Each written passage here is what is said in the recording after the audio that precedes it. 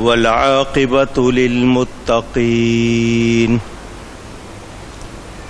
والصلاة والسلام على رسوله سيد المرسلين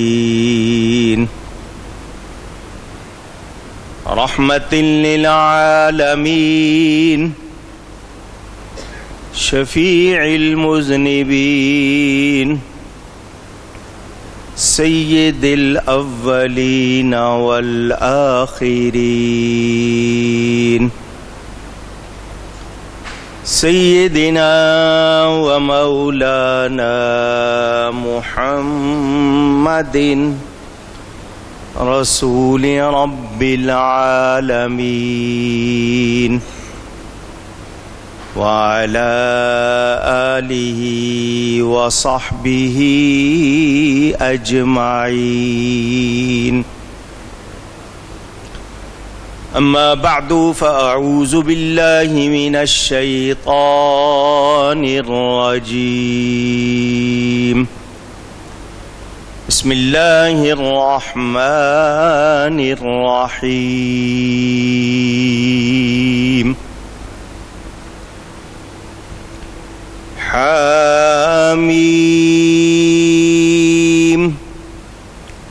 والكتاب المبين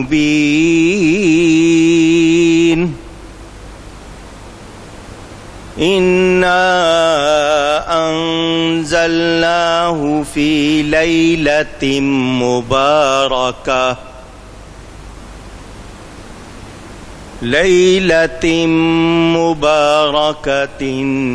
إنا كنا منذرين صدق اللہ العلی العظیم۔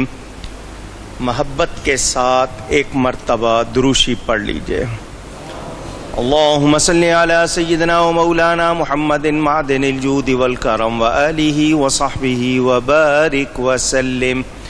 الصلاة والسلام علیک یا رسول اللہ، الصلاة والسلام عليك يا حبيب الله، الصلاة والسلام عليك يا رحمة للعالمين، وعلى آلك وأصحابك يا شفیع المذنبین۔ حمد و صلاۃ کے بعد قرآن کریم کی سورہ الدخان کی ابتدائی آیتیں آپ کے سامنے تلاوت کی۔ پاکستان میں چاند کے حساب سے آج ماہ شعبان المعظم کی 15ویں شب ہے،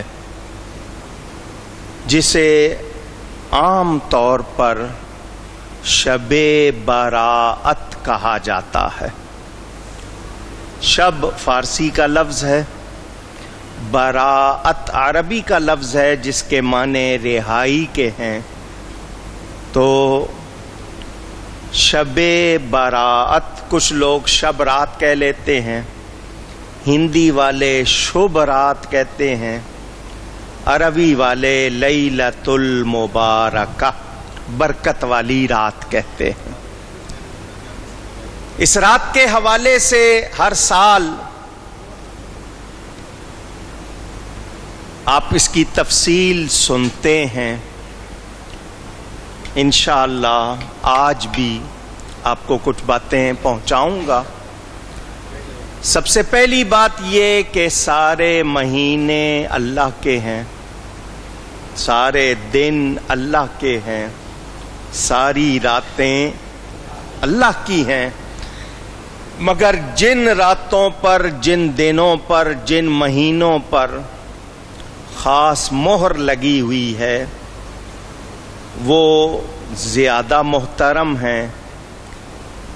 یہ ان 5 راتوں میں سے ایک رات ہے کہ رسول کریم صلی اللہ علیہ وسلم کا ارشاد، جو ایمان والا ان 5 راتوں میں اللہ کی رضا کے لیے جاگے، عبادت کرے، توبہ کرے، نیکی کرے، اس پر جنت واجب ہو جاتی ہے۔ وہ 5 راتیں کون سی ہیں؟ آپ کی یادداشت میں مضبوط کرنے کے لیے پھر بتا رہا ہوں۔ ان میں ایک رات یہ جس کو آپ شب براءت کہتے ہیں، شعبان المعظم کی 15ویں شب، دوسری عید الفطر کی رات جس کو آپ چاند رات کہتے ہیں، صبح جس روزے ختم ہوئے عید کا چاند دیکھ کر وہ جو رات ہے جس کو چاند رات کہتے ہیں، دوسری وہ رات، اور 3 راتیں مسلسل 8، 9، 10 ذی الحجہ جس کو آپ بڑی عید کہتے ہیں، اس کی 8ویں، 9ویں، 10ویں شب۔ یاد رہے اسلام میں رات پہلے ہے، دن بعد میں، تو یہ 15ویں شب 14 کا دن گزار کے جو رات آئی وہ 15ویں شب۔ تو یہ 5 راتیں جو جاگتا ہے ایمان والا اللہ کی رضا کے لیے، وہ اپنے آپ کو جنت کا مستحق بنا لیتا ہے۔ یہ ان راتوں میں سے ایک رات۔ جس کسی کو شبہ ہو، کچھ لوگ کہتے ہیں کوئی ثبوت نہیں ہے شب برات کا، تو میں ان لوگوں سے پوچھتا ہوں تمہاری بات کا کیا ثبوت ہے؟ تم جو بڑے دعوے سے کہہ رہے ہو کوئی ثبوت نہیں، پہلے اپنا ثبوت تو پیش کرو کہ تمہاری حیثیت کیا ہے۔ شب برات کا ذکر قرآن میں بھی ہے، حدیث میں بھی ہے، سیدنا غوث اعظم رضی اللہ تعالی عنہ نے بھی لکھا ہے۔ ان کے بعد ہمیں کسی اور کے ثبوت کی ضرورت نہیں ہے، تمہارے نصیب میں نہیں ہے، اپنے نصیب کو روو، ہم مانتے ہیں، مناتے آئے ہیں، انشاءاللہ مناتے، تم لیے بیٹھے رہو اپنے ثبوت اپنے ساتھ۔ تو وہ لوگ جو کہتے ہیں جی کوئی ثبوت نہیں ہے، ان کا خود بھی کوئی ثبوت نہیں ہے۔ حدیثیں موجود ہیں، صحیح حدیثیں موجود ہیں، صحاح ستہ میں موجود ہیں، اس کے بعد بھی اگر کوئی شبہ کرتا ہے تو اس کو اپنے ایمان کو درست کرنا چاہیے۔ اس رات کی فضیلت میں کوئی شبہ نہیں۔ اس کے فضائل کتنے ہیں ان کا بھی ذکر ہوگا، اس میں ہوتا کیا کیا ہے انشاءاللہ اس کا بھی ذکر ہوگا۔ یہ جو مہینہ ہے شعبان کا، اس کی ایک خصوصیت اور بھی ہے۔ ایک تو شب برات ہوئی، اس میں ایک خصوصیت اس مہینے کی اور بھی ہے، اور وہ یہ ہے کہ حضور صلی اللہ علیہ وسلم نے اس مہینے کو اپنا مہینہ فرمایا ہے۔ چنانچہ ارشاد ہے کہ رجب اللہ تعالی کا مہینہ، فرمایا شعبان میرا مہینہ، اور رمضان میری امت کا مہینہ ہے۔ تو جس مہینے کو آقا اپنا مہینہ کہیں، وہ مہینہ خاص ہے یا نہیں ہے؟ محبت والوں کو اس مہینے سے بھی پیار۔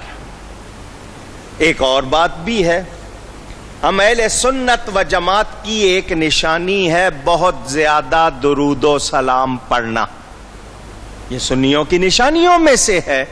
تو درود و سلام کی آیت اس مہینے میں نازل ہوئی، تو یہ درود و سلام کی آیت کے حکم کے نزول کا مہینہ اس لحاظ سے بھی پیارا ہے۔ اور بہت ساری نسبتیں ہیں، میں نے جو آیتیں پڑھی ہیں ان کو ذرا سن لیں، اس میں ایک چھوٹا سا شبہ آتا ہے، اس کا بھی جواب سن لیں، ہر سال سناتا ہوں پھر آگے۔ اللہ تعالیٰ ارشاد فرماتا ہے حامیم،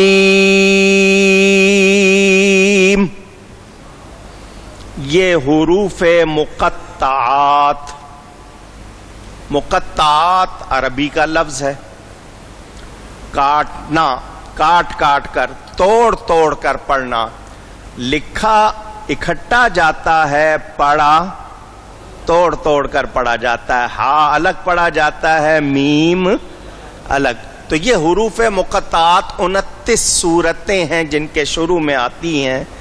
ان میں یہ ان کے معنی ذاتی طور پر اللہ جانتا ہے, اللہ کے بتانے سے اس کا حبیب جانتا ہے. ہم اپنی طرف سے کوئی معنی کر سکتے نہیں. والکتاب المبین, اللہ تعالی قرآن کریم کی قسم یاد فرماتا ہے. اردو والے قسم کھاتے ہیں, ان کا کہیں قسم کھاؤ, حالانکہ ہونا اصل لفظ یہ چاہیے قسم اٹھاؤ. بہرحال کھائیں بھی تو میں اس پر کوئی اعتراض نہیں کر رہا. اللہ کے لیے جب ہم کہیں گے تو یہ کہیں گے اس نے قسم یاد فرمائی. قرآن کتاب مبین, روشن کتاب. اللہ فرماتا ہے انا انزلناہ فی لیلۃ مبارکہ, بے شک ہم نے اس کو اتارا لیلہ مبارکہ, برکت والی رات میں. اب یہاں جو شبہ آتا ہے ذہن میں وہ یہ کہ قرآن تو رمضان میں نازل ہوا ہے. قرآن کی گواہی موجود ہے, شہر رمضان الذی انزل فیہ القرآن, وہ رمضان کا مہینہ ہے جس میں قرآن نازل ہوا. تو لیلہ مبارکہ سے مراد اگر شب برات لی جائے تو قرآن تو نازل ہوا ہے اس میں, پھر آج کی رات کا کیا ذکر؟ یہ ایک شبہ آ جاتا ہے. آئیے اس کا جواب دے دوں تاکہ وہ شبہ نکل جائے. اس رات کے حوالے سے جو نزول قرآن کی بات ہے ذرا دھیان سے سن لیں. قرآن اللہ تعالی نے لوح محفوظ سے اتارا آسمان دنیا پر, ایک جگہ جس کا نام بیت العزت, لوح محفوظ سے اتارا وہاں پر. اور جب نبی پاک پر اترا تو وہاں سے جبریل امین لاتے تھے, حضور کے پاس پڑھ دیتے تھے. رمضان میں قرآن اترا نبی پر, اس رات میں اترا لوح محفوظ سے آسمان دنیا پر. شبہ ختم ہو گیا؟ پوچھ رہا ہوں, جھگڑا ختم. اگر یہ کہیں کہ نہیں وہ نزول اور یہ نزول ایک ہی ہے تو پھر شبہ رہتا ہے. تو مفسرین نے بتایا کہ اس رات میں لوح محفوظ سے اتارا گیا آسمان دنیا پر, اور ایک مقام جس کا نام بیت العزت وہاں اتارا, اور رمضان میں اترا نبی پاک پر. تو یہ جو شبہ آ رہا تھا وہ بھی ختم ہو گیا. اس رات کے بارے میں پہلے نبی پاک صلی اللہ علیہ وسلم کا ایک ارشاد سنا دوں, اور اس کے بعد میں نے جو ترتیب رکھی ہے وہ آپ کے سامنے انشاءاللہ بیان کرتا ہوں. میرے پیارے نبی پاک صلی اللہ علیہ وسلم مدینہ منورہ میں بیٹھے ہوئے ہیں, مسجد میں چٹائی پر جہاں زمین پر تشریف فرما ہے. جبریل امین آئے. کون آئے؟ حضور صلی اللہ علیہ وسلم کے پاس رات کا وقت ہے. جبریل امین آئے اور عرض کی حضور ذرا نگاہ اوپر اٹھائیے, اوپر دیکھیے. نبی پاک صلی اللہ علیہ وسلم نگاہ اٹھاتے ہیں. میں اور آپ اس وقت چھت والی جگہ پر بیٹھے ہیں, نگاہ اٹھائیں گے تو کیا نظر آئے گی؟ چھت. باہر نکلیں گے تو آسمان نظر آ جائے گا, تارے نظر آ جائیں گے. ہمارا یہی حال ہے نا. حضور نگاہ اٹھاتے ہیں, فرماتے ہیں میں نے دیکھا جنت کے 8 دروازے کھلے ہوئے ہیں. پچھلے مہینے رجب میں آپ معراج شریف کی رات مجھ سے سن چکے ہیں کہ زمین سے اگر کوئی پیدل چلے تو جنت تک پہنچنے میں 8000 سال لگیں گے. कितने? मेरा नबी निगाह उठाता है, जन्नत सामने है। क्या हमारा यही हाल है? ऊंची कहिए। तो क्या हम निगाह मुस्तफा की बराबरी कर सकते हैं? जब उनकी निगाह की बराबरी नहीं कर सकते, उनकी बराबरी कहां से करेंगे? एक मसला और भी मालूम हो गया, ये फासले नबी के लिए ऊंची नहीं है। ये मेरा तुम्हारा मसला है, पर्दे हमारे दरमियान हैं, उनके लिए कोई मसला नहीं। वो मदीने में बैठे अगर जन्नत देख रहे हैं तो क्या मदीने से गुलजारे हबीब नहीं देख रहे? कौन आया है, किस नियत से आया है, क्या नाम है, क्या उसकी तमन्ना है, क्या उसका हाल है? मेरे आका से कुछ भी छुपा हुआ नहीं। अगर सिर्फ निगाह की बात करूं, सारी बातें इसकी हो जाएंगी, हुजूर की निगाह की बातें। हुजूर फरमाते हैं, मैंने देखा जन्नत के 8 दरवाजे, और मैं पूरी एक रात आपके सामने यहां पर आपको जन्नत की बातें सुना चुका हूं। जन्नत के कुछ अहवाल जो बयान हुए हैं वो सुना चुका हूं। जन्नत कितनी बड़ी और चौड़ी है, अब उसका जरा सा बयान सुन ले। कहां से? कुरान से। अर्दुहा कार्दिस समावाति वल अर्द, जन्नत की चौड़ाई आसमानों जमीन के बराबर है। कितनी? 7 आसमान, एक आसमान तक फासला 500 साल, फिर पूरा आसमान 500 साल, फिर दूसरे के दरमियान 7,000 साल। अगर कोई पैदल चले तो इतना फासला सिर्फ आसमानों का, फिर जमीन, इनके बराबर तो जन्नत की चौड़ाई है। लंबाई कितनी होगी जब चौड़ाई इतनी है? और जन्नत इतनी बड़ी है तो उसके दरवाजे छोटे छोटे नहीं होंगे। जितनी बड़ी इमारत हो, दरवाजे भी उतने ही बड़े होते हैं। तो जन्नत के 8 दरवाजे हैं। कितने? ऊंची कहें, याद रहेगा। 8 दरवाजे हैं, 2 पल्ले, एक दरवाजे के 2 पल्ले, केवाड़, पट, या जो भी आप उसको कहते हैं, 2 पल्ले। एक पल्ले की चौड़ाई कितनी है? यहां बहुत सारे कारपेंटर बैठे होंगे, उनको पता होगा दरवाजे कितने बड़े बड़े, कलों के दरवाजे, महल्लों के दरवाजे बहुत बड़े बड़े। मगर जरा सुने, जन्नत के एक दरवाजे के एक पट, एक केवाड़ की चौड़ाई 40 साल पैदल चले तो इतनी है। कितनी? अब मैंने आपको पहले भी ये बात सुनाई है, फिर सुनाऊंगा, क्योंकि बख्शिश वाली रात है। इतनी बड़ी उसकी आपने सुन ली मुसाफत के 40 साल पैदल चले तो इतनी तो चौड़ाई। और हुजूर फरमाते हैं, क़यामत के दिन जब अल्लाह हुक्म देगा ना जन्नत में जाने का, तो लाइन तो आपने कहीं बनानी ही नहीं है। वो तो पुलिस वाला डंडा लेके बनवा ले तो बनवा ले, वैसे हम लाइन बनाने वाली कौम नहीं है। तो उस दिन भी कोई लाइन नहीं बनाएगा, सारे दौड़ेंगे कि मैं पहले और मैं पहले। तो जिस तरह कंधे चढ़ जाते हैं, हुजूर ने फरमाया उस दिन भी ऐसा होगा। आपने कहा सुभान अल्लाह, समझे भी हैं बात को। जो इसमें खुशी की बात यह है कि इतना रश होगा कि कंधे चढ़ेंगे, इसका मतलब यह कि उम्मती बहुत बड़ी तादाद में जन्नत में जाएंगे। इतना रश पड़ेगा ना, तो ही तो ये हाल होगा कि इतने जाएंगे। इतनी बड़ी जन्नत, उसके इतने बड़े बड़े दरवाजे इकट्ठे तो नहीं बने हुए ना, फासले पे होंगे, जिसकी चौड़ाई आसमानों जमीन के बराबर। इतनी बड़ी जन्नत के 8 दरवाजे हुजूर बैठे हुए देख रहे। फरमाया मैंने देखा जन्नत के 8 दरवाजे।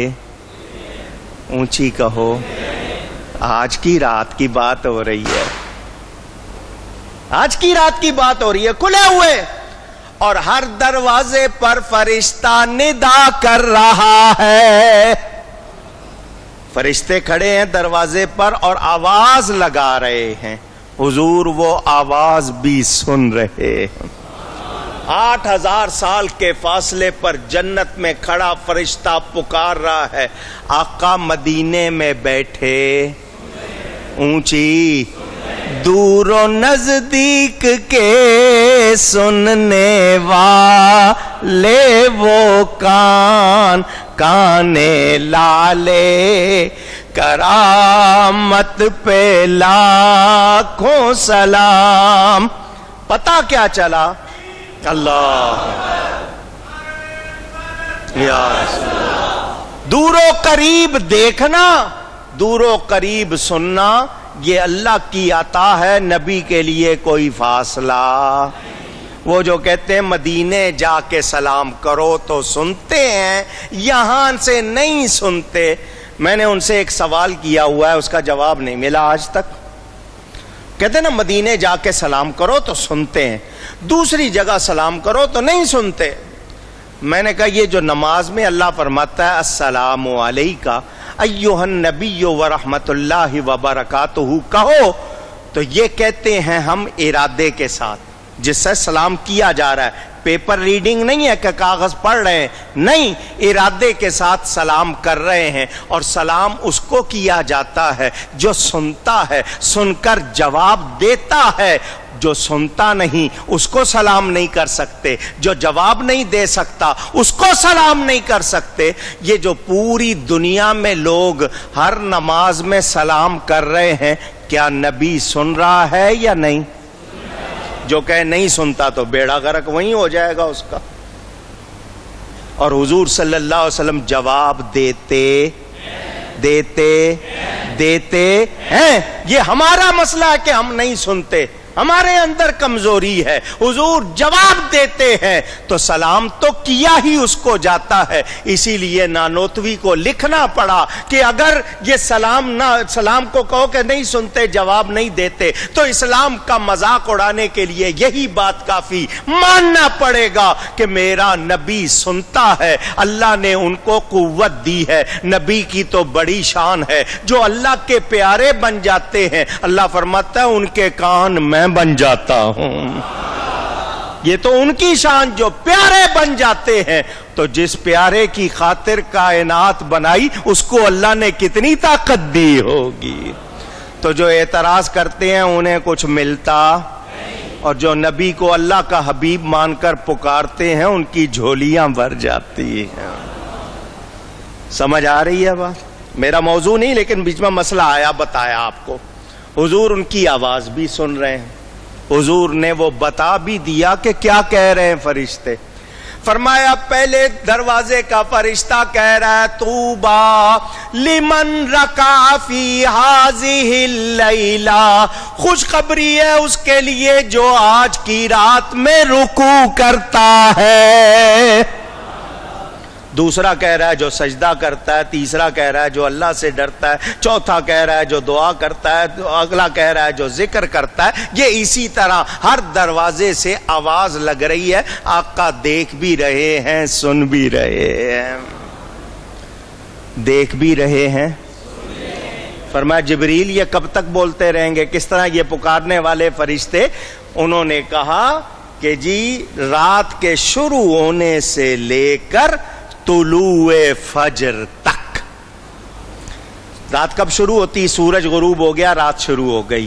طلوع فجر یعنی صبح صادق ہونے تک یہ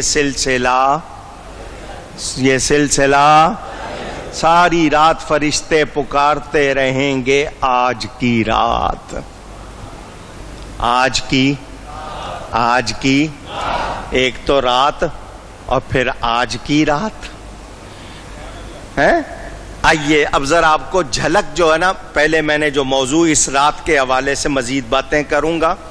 یہ رات مجھے اور آپ کو ملی ہے تو نبی کے صدقے ملی ہے.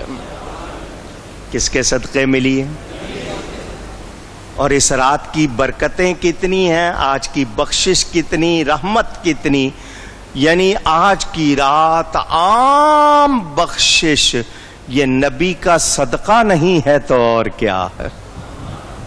ان کی برکت ہے، ان کی برکت سے ملی ہے. تو پہلے میں نبی کی تھوڑی سی شان بیان کروں گا. میری طرف سے کچھ نہیں ہے، جو ان کی شان ہے اور جو بیان کی گئی اس کا تھوڑا سا ذکر سناؤں گا. ان کی شان تو اللہ بیان کرتا ہے، مجھ میں اتنی ہمت نہیں. تو پہلے میں چند باتیں وہ کروں گا اور پھر انشاءاللہ اسی رات جن کے صدقے یہ رات ملی ہے، جن کے صدقے جنت ملنی ہے، جن کے صدقے بخشش ملنی، جن کے صدقے رب ملا، ان کا ذکر کیوں نہ کرے.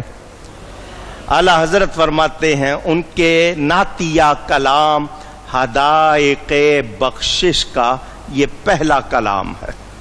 اصل میں اس میں ایک شعر میں ایک ہفتے سے سوچ رہا تھا، پورے ایک ہفتے سے، کہ کون سی نعت کا انتخاب کروں.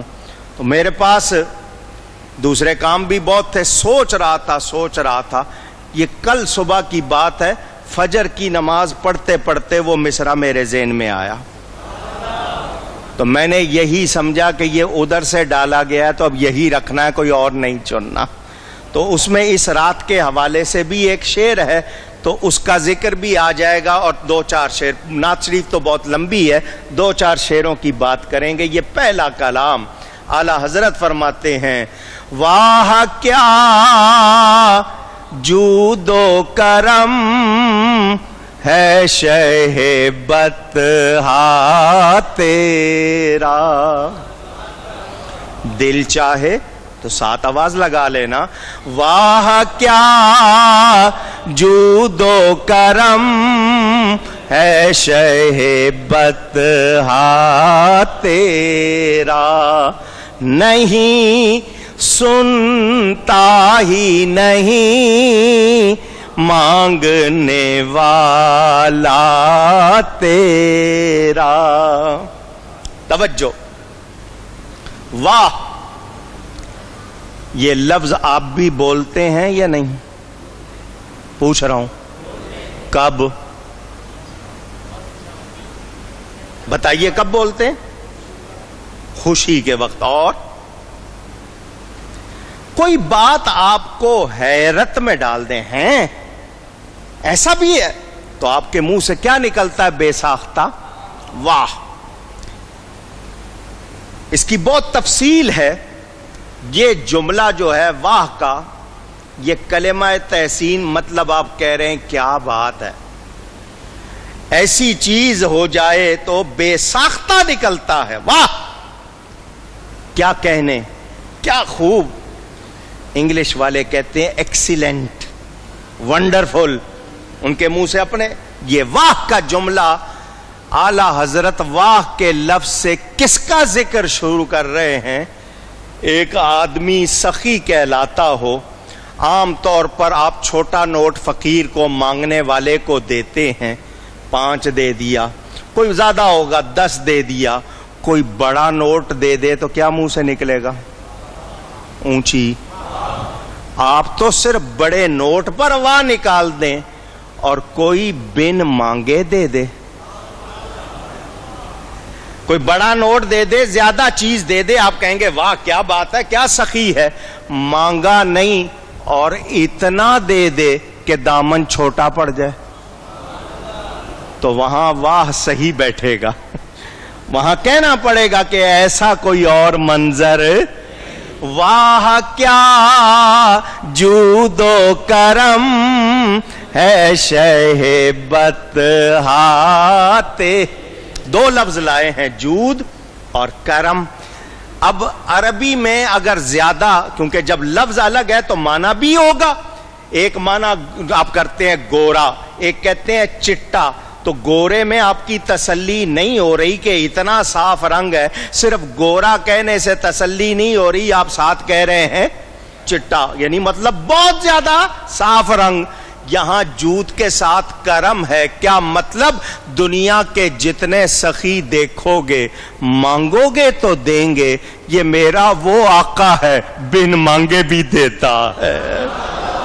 یہاں بن مانگے بھی ملتا ہے، ایک وہ کہ کسی نے مانگا تو دیا، اور ایک کسی نے نہیں مانگا تو بھی دیا، تو جود بھی ہے کرم بھی ہے، اور جس کو دیا عزت کے ساتھ دیا۔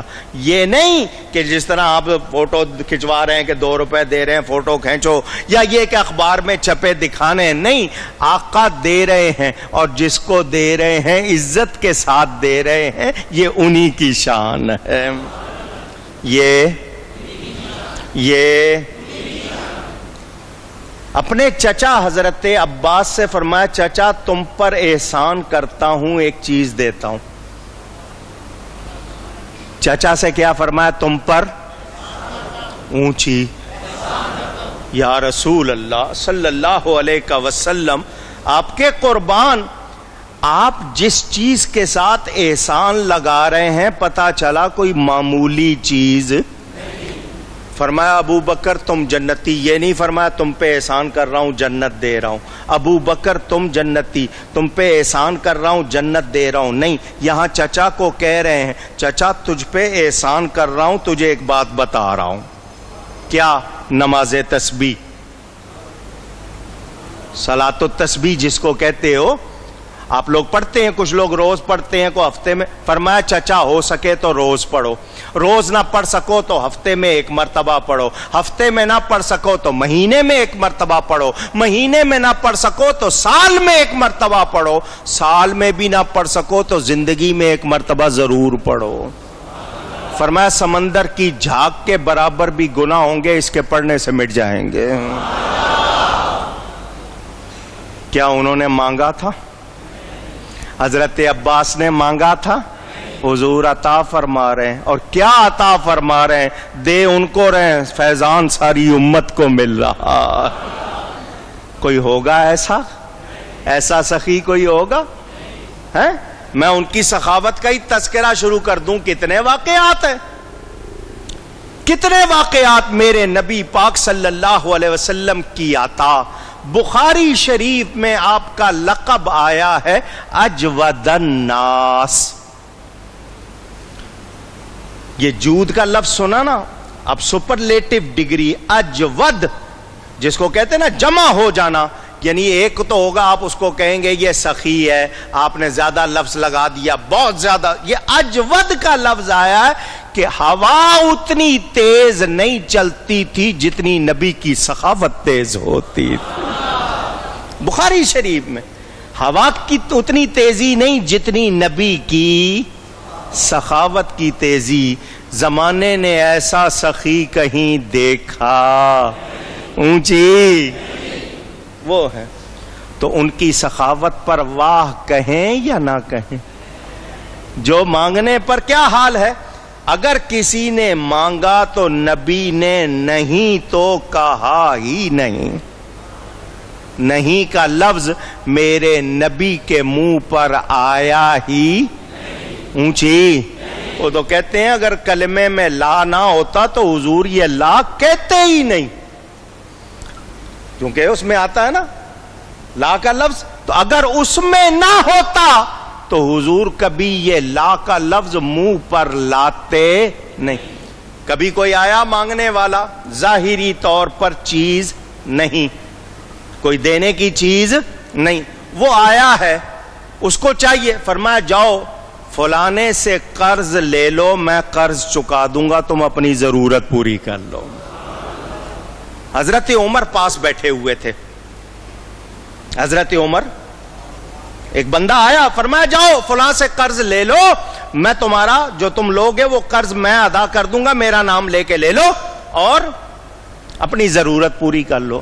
حضرت عمر پاس بیٹھے تھے، کہنے لگے حضور اگر اس وقت کوئی چیز دینے کے لیے نہیں ہے تو اللہ نے آپ کو اس کے لیے پابند نہیں کیا کہ آپ نے دینا ہی ہے، جب کبھی ہوگا دے دیجئے گا۔ وہ قرض لے گا جتنا مرضی لے لے، آپ وہ اپنے اوپر لے رہے ہیں تو ایسا کیوں کر رہے ہیں؟ ایک دوسرے صحابی بیٹھے تھے، انہوں نے کہا حضور عطا کیجئے، عرش کے مالک نے آپ سے کبھی کچھ چھپایا نہیں ہے، وہ آپ کو اتنا دے گا کمی نہیں پڑے گی۔ حضور اتنی بات سن کے خوش ہو گئے، کیا مطلب؟ عمر اگر میں دے رہا ہوں تو میرے رب نے مجھے دینے والا یعنی نہیں بھی ہے کوئی چیز. کتنے صحابہ ایسے تھے دیہات سے آتے تھے, حضور کی بارگاہ میں تحفہ لانا, پیسے نہیں ہے پاس, کسی دکان والے کے پاس جا رہے ہیں, ہمیں دے دے بھئی, ہم نے حضور کو تحفہ دینا ہے. وہ کہا پیسے, ان کا پیسے حضور خود دیں گے. چیز نبی کے نام سے لے آئے, تحفہ پیش کر دی, ساتھ ہی کہہ دیا حضور فلانے دکان والے سے لایا ہوں, اس کو پیسے دے دیجئے گا. آپ کریں کسی کے ساتھ یہاں پر ایسا, آگے سے ایسا جواب ملے گا, طبیعت صاف ہو جائے گی. کس نے کہا تھا لانے کو؟ پیسے ہیں نہیں, ایک تو چیز لا کے دے رہے ہیں مجھے اور پیسے بھی میں ہی دوں, اور وہ مجھے تحفہ کر کے دے رہے ہو. اس طرح کی باتیں ہم کریں گے. وہ ایسا کرتے تھے حضور, اس پر بھی ان کو نوازتے تھے. تو ان جیسا کوئی سخی, واہ کیا جود و کرم ہے شہ بطحا. اب یہاں بطحا کا لفظ لگایا. بطحا مکے کو بولا جاتا ہے. شاہ کہتے ہیں بادشاہ کو کہ آپ بطحا کے بادشاہ ہیں, آپ کا جود و کرم, آپ کی سخاوت بن مانگے اور مانگے کیا حال ہے. اتنی ہے کہ انسان حیرت میں پڑ جاتا ہے. جو مانگ رہا ہے اس کو بھی انکار نہیں ہے, اور جو نہیں مانگ رہا اس کی بھی جھولی بھر رہے ہیں. حضور ایسا کوئی اور نہیں. تو یہ شہ بطحا کہا, لیکن اس سے معنی کیا ہے کہ ساری کائنات انہی کے زیر نگی. یہ مرکز ہے بطحا مکہ. اگر پوری دنیا گول ہے تو مکہ اس کا مرکز ہے, اور آپ مرکز پہ بادشاہ بنا کے بٹھائے گئے ہیں. ذکر ان کا ہو رہا ہے بطحا والوں کا, مگر نبی کو بادشاہ کہہ کے بتا دیا یہ سب انہی کا صدقہ, کائنات کا کوئی ذرہ ان کے بغیر نہیں ہے. یہ بڑا گہرا اشارہ. شہ بطحا کہا تو اس سے مراد نہیں کہ وہ صرف بطحا کے شاہ ہیں, وہ پوری کائنات کے اونچی. میرے نبی کی سخاوت کے واقعات متعدد آپ سنتے رہتے ہیں. کس کو دیا, کتنا دیا, یہاں تک کہ نبی پاک صلی اللہ علیہ وسلم فرماتے ہیں پورا احد پہاڑ سونا بن جائے, جب تک میں خرچ نہیں کر لوں گا, یعنی اللہ کی راہ میں دے نہیں دوں گا, گھر نہیں جاؤں گا. یعنی کچھ بھی پاس رکھنا نہیں. آئیے ایک واقعہ سنا دیتا ہوں, جن لوگوں نے نہیں سنا وہ سن لیں. حضور صلی اللہ علیہ وسلم اپنا حساب کتاب کس کے پاس رکھواتے تھے؟ خزانچی کس کو بنایا ہوا تھا؟ کوئی بتائے؟ نہیں ہے ذہن میں؟ حضرت بلال حبشی رضی اللہ تعالی. وہ نبی پاک صلی اللہ علیہ وسلم کا جو خرچ وغیرہ ہوتا تھا اس کا حساب ان کے پاس, ان کو حضور نے اپنا خزانچی بنایا ہوا تھا. حضور صلی اللہ علیہ وسلم کبھی کسی کو کچھ لے کے دینا ہے, کچھ کرنا ہے, لانا لے جانا, حضرت بلال کو کہتے تھے لے آتے تھے. وہ بتاتے تھے فلاں سے اتنا قرض لیا, حضور کہتے تھے جاؤ دے آؤ. یہ کام حضور صلی اللہ علیہ وسلم کے پردہ فرمانے تک ان کے ذمہ رہا, انہی کے پاس رہا. چادر خریدنی ہے, کسی کو کھانا دلوانا ہے, کسی کو کپڑے دلوانے ہیں, تو وہ کسی سے لیتے اور پھر بعد میں حضور صلی اللہ علیہ وسلم دیتے, وہ ادا کر دیتے. ایک مشرک تھا, مشرک, وہ بڑا مالدار تھا. اس نے دیکھ لیا کہ یہ کرتے ہیں. انہوں نے بلال سے کہا میرے پاس مال رہتا ہے, تم کبھی کسی سے مانگتے ہو کبھی کسی سے مانگتے ہو, تم مجھ سے لے لیا کرو, میرے پاس پیسہ ہر وقت رہتا ہے, مجھے لوٹا دیا کرو. انہوں نے کہا ٹھیک ہے, بہت اچھا. حضرت بلال اس شخص سے پیسے لینے لگ گئے. اس کی نیت کھوٹی تھی, اس تاجر کی نیت کھوٹی تھی. کافر مشرک کبھی اچھی نیت سے آپ کو نہیں دے گا, کیونکہ ان کا کھوٹ جاتا نہیں. کتنے آپ ان کے ذات اچھے بن لو, جب اللہ فرماتا ہے وہ تمہارے دوست نہیں ہیں تو وہ ہمارے دوست نہیں ہو سکتے. 2-3 مرتبہ حضرت بلال نے اس سے پیسے لیے, طے ہو جاتا تھا 5 دن میں دے دیں گے, 10 دن میں دے دیں گے.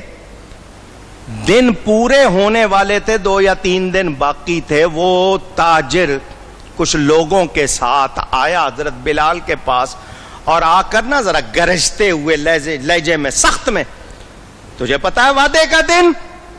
حضرت بلال نے کہا ہاں مجھے یاد ہے، اب تک جو لیتا آیا ہوں تجھے دیتا ہی آیا ہوں، وعدے کا دن مجھے یاد ہے۔ اس نے کہا 4 دن باقی رہ گئے، اگر تو نے قرضہ نہیں دیا تو میں تجھے بناؤں گا غلام، تو جس طرح پہلے بکریاں چراتا تھا اسی طرح تجھ سے بکریاں چرواؤں گا، اور پھر تیرا جو حال کروں گا دیکھ لینا۔ دھمکی دی دوسرے لفظوں میں۔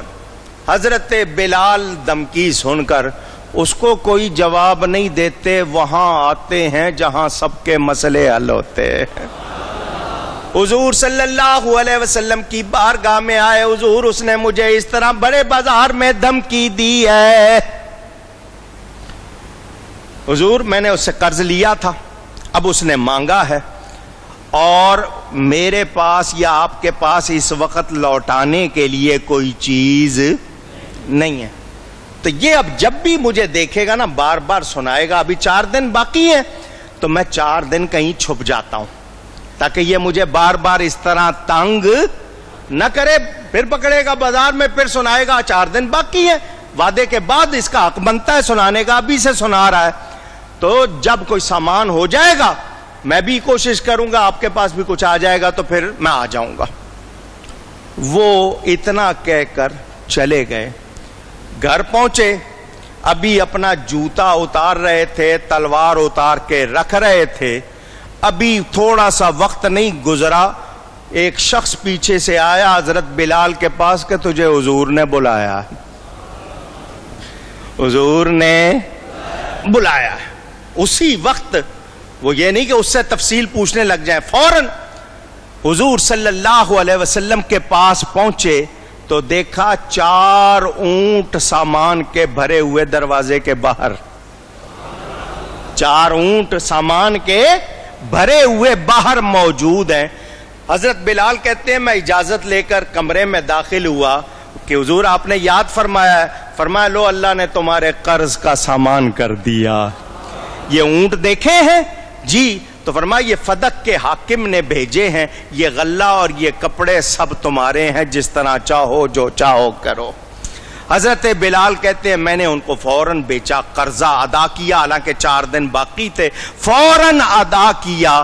جب میں آیا حضور کے پاس، حضور نے کہا کچھ بچا؟ انہوں نے کہا ہاں جی کچھ بچا ہے۔ فرمایا وہ بھی تمہارا وہ بھی تمہارا۔ وہ کہتے ہیں مجھے کوئی سائل ہی نہیں مل رہا تھا کہ میں کس کو دوں، کوئی مانگنے والا نہیں مل رہا۔ حضور نے فرمایا اے بلال جب تک تو نہیں دے گا کسی کو میں گھر نہیں جاؤں گا۔ حضور ساری رات مسجد میں بیٹھے رہے، یہاں تک کہ کوئی ملا اس کو دیا، پھر گھر تشریف لے گئے۔ فرمایا کہیں ایسا نہ ہو کہ مال میرے گھر میں رہ جائے اور موت آ جائے، میں پسند نہیں کروں گا کہ دنیا کا مال گھر میں جمع ہو، اللہ کی راہ میں دوں۔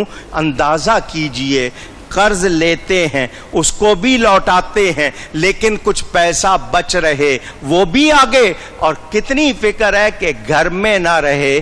تو ایسی بات سن کر بے ساختہ آپ کیا کہیں گے؟ ایسا کوئی اور سخی نہیں۔ حالانکہ انتظام اور بھی بہت، لیکن نبی کی ادا دیکھیے، اس سے پتہ چلتا ہے حضور صلی اللہ علیہ وسلم اللہ کی راہ میں اس طرح لٹاتے تھے، ہوا اتنی تیز نہیں